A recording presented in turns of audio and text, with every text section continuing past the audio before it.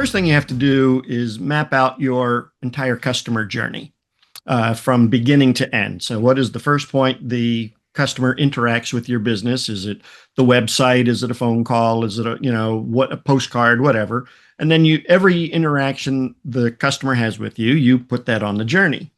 And the reason we do this is because then now we can look at every single point where we touch them and figure out a way to create an experience out of each one of those. So that one, it's not just one big, okay, here's the confetti, here's the balloons, and it's a big hoopla. It is now a succession of tiny or big experiences that extend not only pre-purchase, but during purchase or during service, depending on what you sell.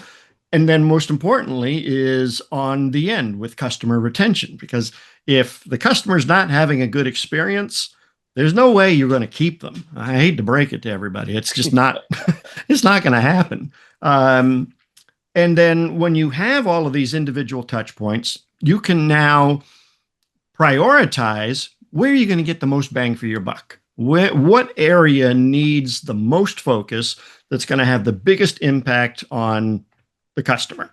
And then you go on to the next thing and then to the next thing.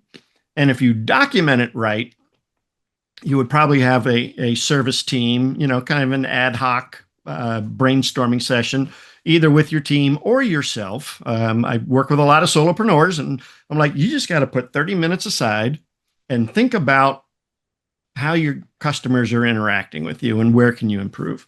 But you would have, you revisit them every 6, 12, 18 months and say, how do we do that better? So this is what Disney does. I mean, they have taken boring, mundane things that we all have to do and just turned them into experiences. We all have to answer the telephone or we have to reply to an email. Disney's just figured out a way to make it fun and make it enjoyable. And I love that the interaction piece, I think, is so important, but so easy to overlook. And in a digital era, when sending communications and holding events often just feels so transactional, what are the elements that turn these interactions into a symbol that actually carries weight and sparks that storytelling? Yeah, that's great. Great question. And I